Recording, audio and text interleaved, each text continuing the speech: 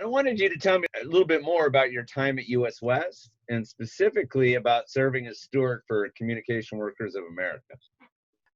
When I got hired to work at the phone company, because that's what we called it, the phone company, my mother told me, the first thing you need to do is to sign your union card.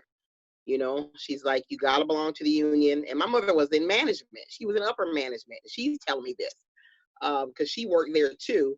And before she got promoted, she belonged to the union, and even as the manager, my mom understood the strength and the power in collective bargaining.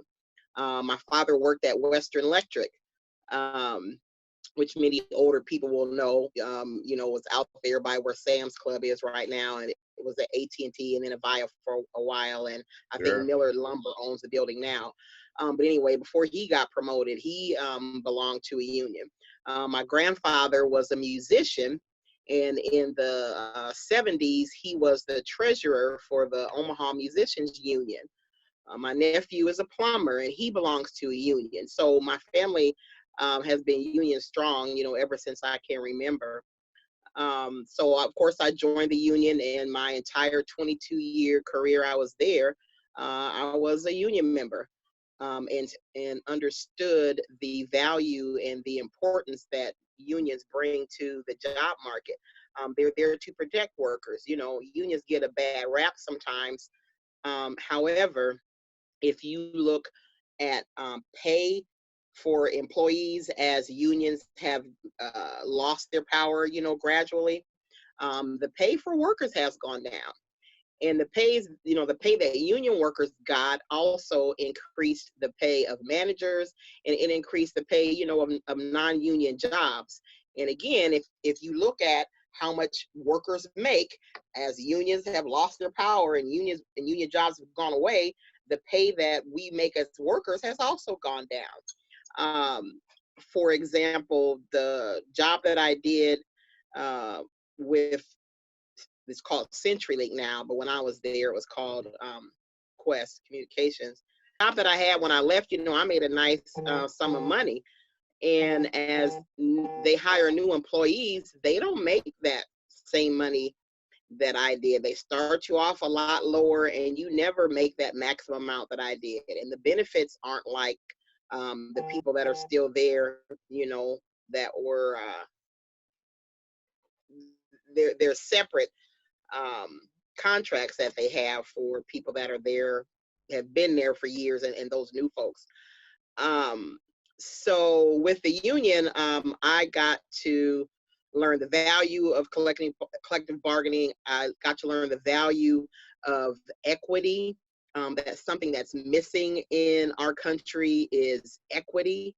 I got to be a union steward. So when people were disciplined for not performing their job, or breaking some company policy, or about to be fired or whatever, you always had union representation with you in the meeting, to make sure that all the procedures and guidelines were being followed, to make sure that you were being treated fairly and with equity. I was on strike when I was there. We went on strike for like 2 weeks. And I took my kids to picket duty. They thought we were on a picnic because I packed the lunch for us and everything. And they thought we were picnicking. So I went on strike to ensure that my union job kept its great benefits, health insurance benefits. So I am forever grateful for my union job and the time that I was in the union. Because I know that they helped provide for me and my family. So did you leave US West or maybe Quest or CenturyLink to work with your mom on the restaurant? Yeah, so we started the restaurant in actually about 2005. We ran it out of my mom's house for about a year. We sold, dinners on Saturdays. She had catered for 30 years prior to that.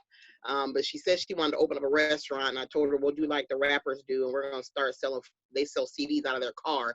We're going to sell food out of your kitchen. Hence the name of the restaurant, Big Mama's Kitchen. So we did that for about a year, and then my dad was tired of these strange people being in his house on Saturdays. So we did it out of the parsonage of the church for a year after that, and then we had the opportunity to move into the old Nebraska School for the Deaf. So yeah, that first like 3, 4, 5 years the restaurant was open, I worked full time at Quest, was the single mother of 3 children, and worked full time at the restaurant. And I can't remember if it was 2009 or 10, um, but it was killing me literally, you know, working 2 full-time jobs and being a mom. So I prayed and I said, Lord, next time they offer people some money, you know, I'm going to leave. And about 2 months later, you know, they offer folks money to leave. And so I left, and with my retirement money, I took half of it. I now in retrospect, I don't regret very many things in life, but in retrospect, I should have took that money, you know, and put it in a 401k or something.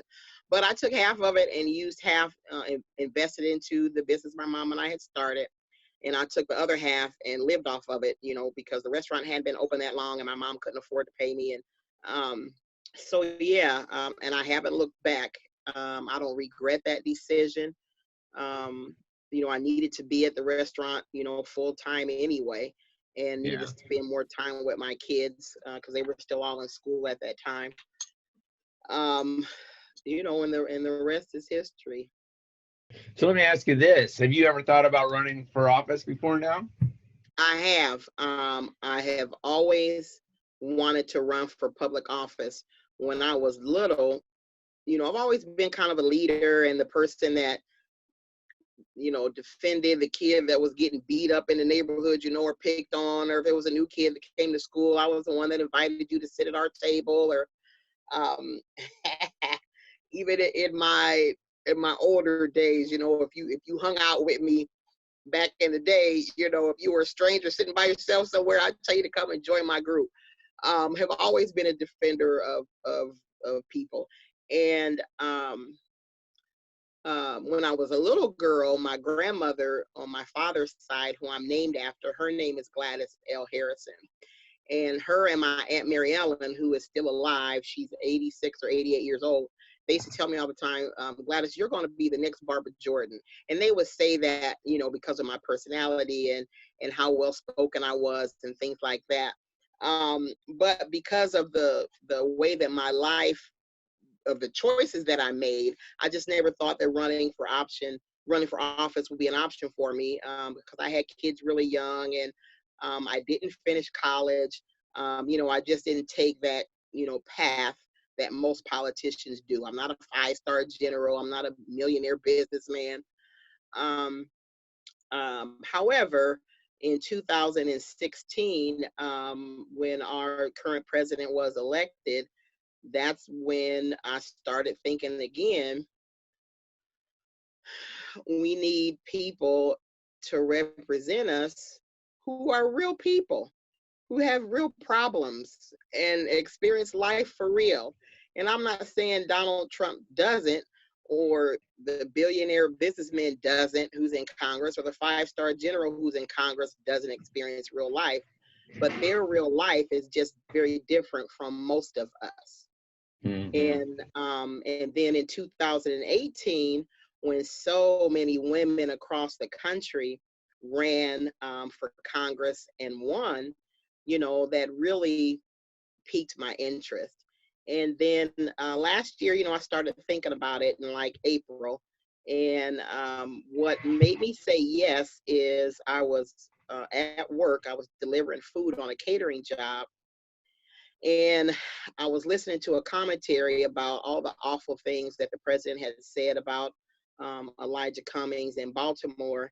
And I thought about my grandson. My grandson, Braden, is 4, and I love him so much. If I could have skipped his mama and went right to him, I would have did it.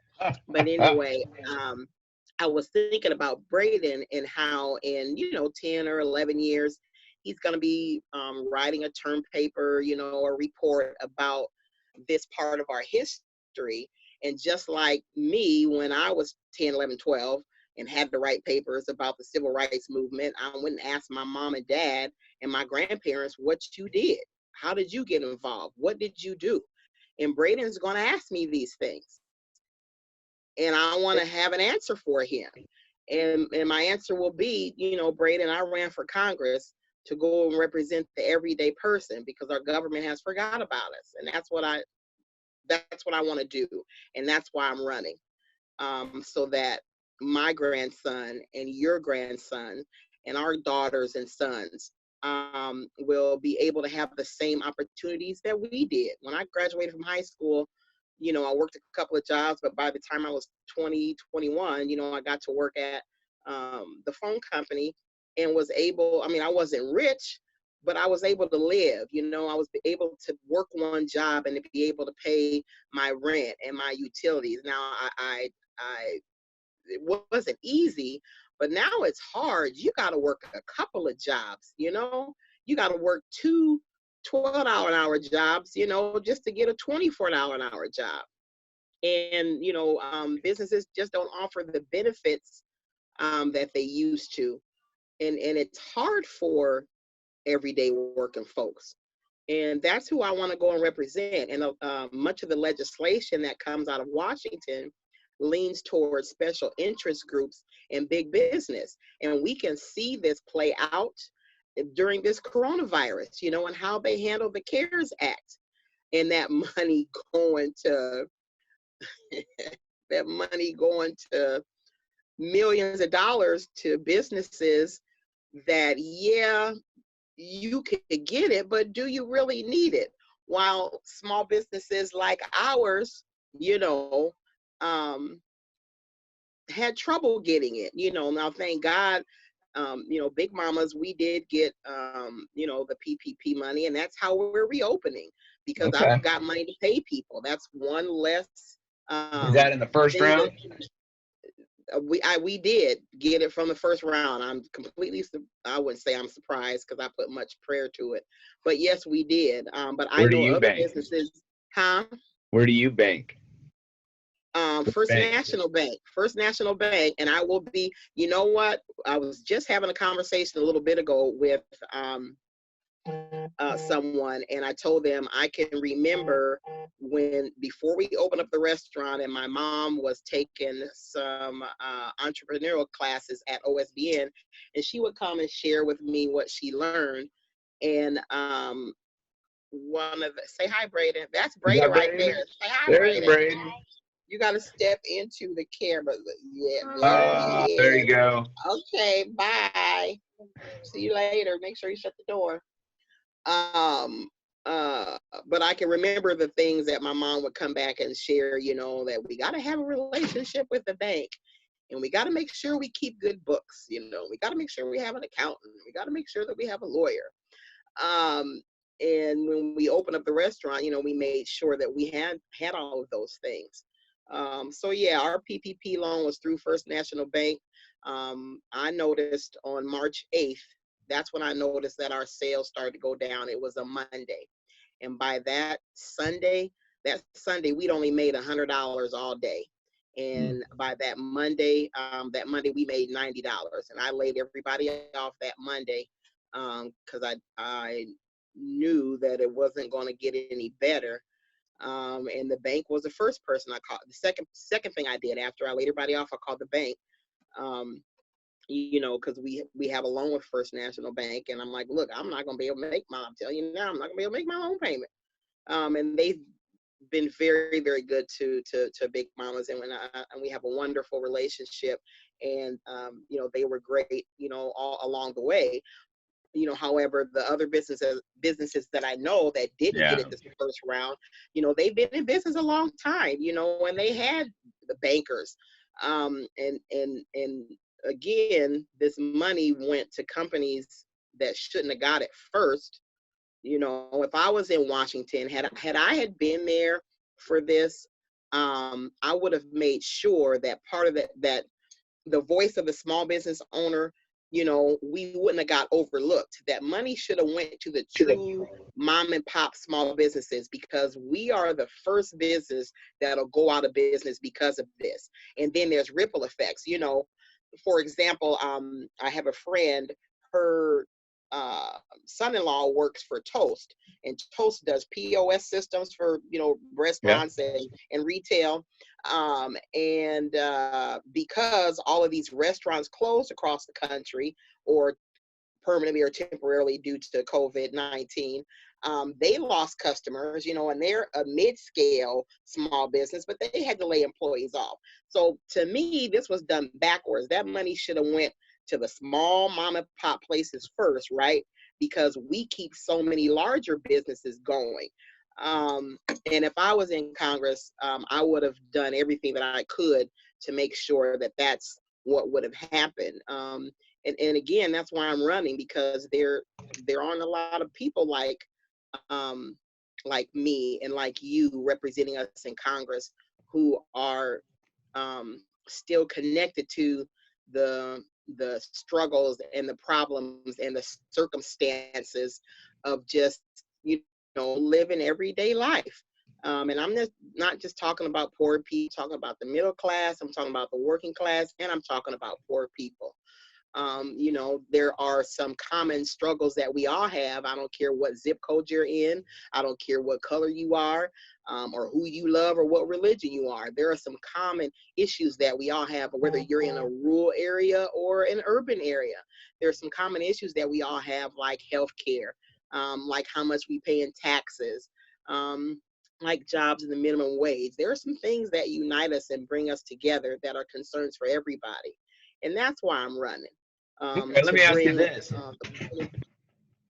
I think there was some reporting that you were recruited by national Democrats to run. Can you tell me about that? So this is a story behind that. When I mentioned to people that I was thinking about running, and they encouraged me to run. There was I've never ran for office before, so Yeah. to me this process was normal. So somebody did come and talk to me and said, well, who are you and you want to run? Well, tell me a little bit about yourself.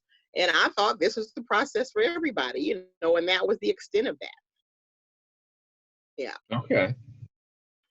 Now, you raised almost what, $30,000? And I'm so proud of that money. Man, do you hear me? And that was 30. It's probably more like about 32, 33 now. I mean, we're getting ready to file. The filing is due today, I think. That money I raise from people like me, right? Who are out here struggling, who don't have a lot of money. That was a lot of $5 and $10 and $20 and $50 and $100 donations. And there were some people, that were able to give more than that. And I'm thankful for everyone that believed in me and contributed to my campaign. But most of that money came from me being on the phone, calling my friends and family, asking them to support my campaign. And, then of course, because I have a website and a presence on Twitter and things like that, there have been people outside of the 2nd District and outside of Nebraska, who have donated money. But that $30,000, I worked hard for that. And I'm proud of that, because it came from folks just like me out here trying to make it and make ends meet. Wow. All right. So let's talk about some of your issues, right? Like healthcare, specifically, you're backing the public option. I am backing, so I don't have healthcare insurance. My daughter, my grandson's mom, she doesn't have healthcare insurance. She works every day. I work every day. Don't have healthcare insurance. So in this country, I don't understand why we can't figure out how to provide healthcare insurance for everyone that provides quality, affordable healthcare. Even the Affordable Care Act, those premiums are too high for me. I'm not a person that believes, some people have insurance, like my union brothers and sisters. There are some of them who, like me, they went on strike to keep their health insurance. They went without pay raises to keep their health insurance. So if people have insurance and they want it, you know, I think they should be able to keep it. You know, we shouldn't force people to take a public option. But for those who have it and the premiums are way too expensive, or it just doesn't meet their needs, or people like me who can't afford it, and those who you know, well, people like me who could afford to pay something, you know, but not $500, $600, $700 a month, there needs to be an option for us. And then for those who are unable to work, you know, and need it. And there's a way to figure it out. And I believe that problem has already been solved, but it's multifaceted, and it's going to require the entire healthcare industry to work together and to make some changes. And I believe that some of those changes, there are sections of the healthcare industry that don't want to give up, you know, the money. You know, for us to solve that problem, we're all going to have to feel a little bit of a sting. You know, we're all going to have to give up a little bit of something. I'm not saying healthcare should be free. Maybe for some people it needs to. But yeah, we all need to have healthcare insurance. This pandemic that we're all in has shown a huge light on why we need to have healthcare for everyone in this country. I'm thankful for places like Charles Drew. They're offering free COVID screenings. I went and had one a couple of days ago, my daughter and I. It's important that we be able to take care of our physical health and our mental health. And to me, it saves money in the long run. I mean, I think it's just crazy, you know, if I've got high blood pressure or asthma or whatever, and I don't have insurance and there's no way for me to treat it, you know, I can't go see the doctor, and I might not be able to afford, you know, a $350 office visit. I might not be able to afford, you know, $50 a month for my prescriptions. So I don't go, and I get sicker and sicker and sicker, right? And then 5 or 10 years down the road, I have a heart attack, I have a stroke, and I have to go to the emergency room. I'm in the hospital for a week, and now I got, you know, a $500,000 medical bill. When 5 years prior, if I had health care insurance, you know, that 500,000 could have just been 20,000 over the course of 5 years instead of spending that 500,000 in one whop. That just makes sense to me. Let me move on. Let me touch on some of your other ones. What are you going to do? How can we make sure that jobs pay well? We have to raise the minimum wage. We have to raise the minimum wage, and then, you know, giving big corporations like Amazon, instead of giving them tax credits just because you come and build this huge building, you know, and bring in 1,000 jobs that only pay $15 an hour, we need to give big business we need to give them an incentive to pay people more money. So instead of just giving you these tax credits because you come and bring these $15 an hour jobs, let you get these tax credits because you're bringing $24, $25 an hour jobs with benefits and pay, you know, good pay and good benefits. Let's just not give these companies, and I'm going to say it, corporate welfare just because you're coming to build a building, you know. Let them make an investment into the future of employees and their lifestyle, and pay people a living wage.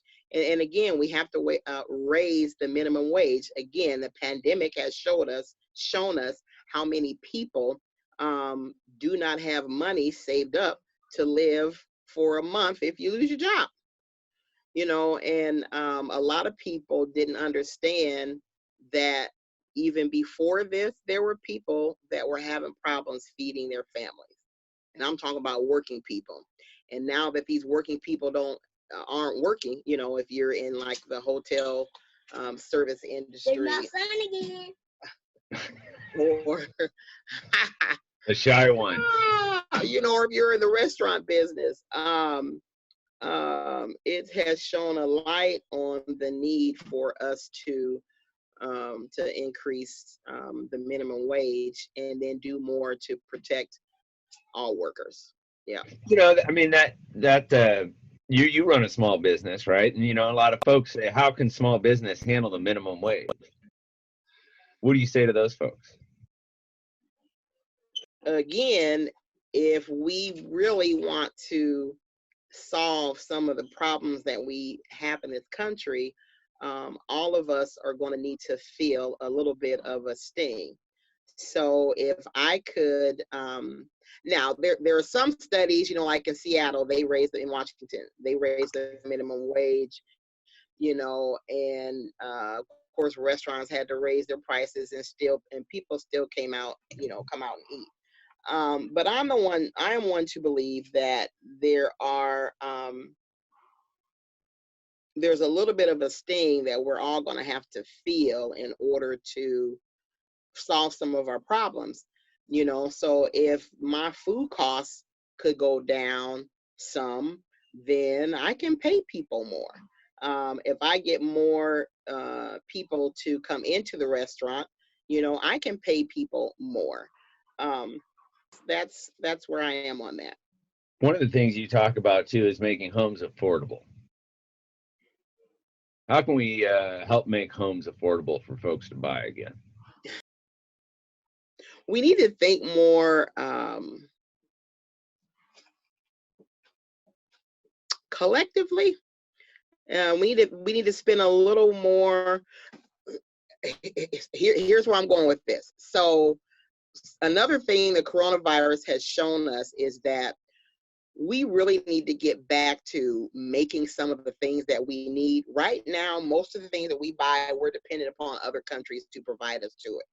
And in the middle of something like a pandemic, there are things, like face masks, that are becoming hard to get because we don't make these in America. If we were more dependent upon each other, instead of other countries, and balance that, balance our need to buy things from other countries and making things for ourselves, we could create more opportunities for everyone. So going back to your question, about housing and how we make housing more affordable, interest rates need to be better. And we need to examine truly, how much does it cost? How much should I really pay for a new home? The things that Habitat for Humanity does with providing a nice, quality, affordable home for folks. Programs like that, should be expanded. Here in North Omaha, we've got homes that are 100+ years old. In my opinion, should really be torn down and replaced. But we need to find creative ways to be able to put people in affordable homes, and there are ways to do that. Interest rate is one, and then again, programs like Habitat for Humanity would be another means for people to be able to get into a home. My mom has always had the idea of why do all businesses have to be for profit? How come some businesses how come it couldn't be a nonprofit business, providing a service? So how come somebody couldn't provide homes for people and it be nonprofit? All of the money that we make off of these houses go back into paying employees a good wage and providing health insurance and life insurance and dental and vision insurance, and or providing affordable housing for people. There's a way to do everything in this country, and it doesn't always have to involve money, and money doesn't always have to be the bottom line. And we just need to be creative, and I say that very I try to say that very carefully, because some people will probably watch this and think, oh, she's a socialist, there she goes. And that's not what I'm saying at all, but we have to have a balance. We need to have a balance in everything, right? And right now, our balance seems to be a bit off in this country. And again, the pandemic is showing us those areas that we are imbalanced in. I want to ask you about two topics. I didn't see them as listed as issues, but they're kind of important on the federal side. What any thoughts or stands that you have on immigration? So the immigration issue, affects my family personally. I have a relative who has two children with a young lady who's a dreamer. Her parents brought her here when she was 4. She's now in her 20s. This is the only home that she knows. She learned how to ride a bike here. She went to grade school here and graduated. And she works, at one of the larger companies here, and, has made a very nice life for herself. She's a law-abiding person. She contributes to society. She pays taxes. We need to figure out once and for all path to citizenship for the dreamers. Everybody in this country, unless your ancestors were indigenous, we're all immigrants. We all are. America was founded on the principles of other peoples from other countries coming here to make a better lives for themselves. We have to continue to be that place. And we have immigration laws. The ones that we have, we need to follow them. The ones that are broken and need to be examined, we need to figure it out, like with the dreamers, and then go forward. And that's what we need to do. We need to continue to be a place that offers people who want to make a better lives for themselves to come and become a citizen. We need to give them a means to do that. Okay. One other issue I wanted to ask you about, any thoughts and stands on climate change? I know that the climate change is real. And if my grandson, is going to be able to live and breathe healthy, we've got to do something different. What we do needs to create a win-win situation for all of us. It can't be a win for the environment, but a loss for people, because it takes away jobs for people that are in the fossil fuel industry. We need to figure out what we're going to do about climate change, figure out what we're going to do about these different types of energy, like wind energy and energy from the sun, and retrain people. The folks that are in the fossil fuel industries, we need to show them how to use this new technology and create good paying jobs for people, along with saving the environment. I'm not one that believes, that we need to do away with the cows, either, that we all have to be vegans. But we do need to go back to the traditional types of farming. And again, this pandemic is showing us all how going from, a bunch of little small farmers to a few big farms and 1 or 2 meat packing facilities, going from a bunch of them instead of a few of them, about how this is bad for the country. So we need to, not throw the baby out with the bathwater, and some of those things that our grandparents and great grandparents did, we need to go back to those things. Okay. All right. I got just a couple minutes left. Any final words you want to offer? I'm not a politician, and I don't want to be a politician. I am a member of Nebraska's 2nd District, who feels like we all don't have a seat at the table and all of our voices aren't being heard. And I'm talking about the voice of the middle class, the working class, and the poor. And we deserve a seat at the table. We deserve somebody to represent our interests. And that's what I want to go in Washington and do. I want to represent everybody. In order for us to truly have a true representation of the folks who make up America, representing us in Congress, we need people like me. My parents taught me that being a leader part of your responsibility is to be of service to the people that you lead. And that's what I want to go. I want to go and be of service to folks in the 2nd District. And that's why you should vote for me. My website is GLADYSforCongress.com. Please check it out. Feel free to donate to my campaign. It costs money to run a congressional campaign. I still have a few more bills to pay. So if I'm someone that you would love to support, please visit my website, donate, volunteer, and make sure you vote. Whether you vote for me or one of the other candidates, just make sure you exercise your vote. It is so important this election. Get your early ballot. Don't go out in the polls if you don't have to, but just remember to vote. All right. Thank you so much, Gladys. You are welcome. I'm so glad I got to talk to you. It's good to see you. It's great Yeah, seeing you. I'm glad you're doing good.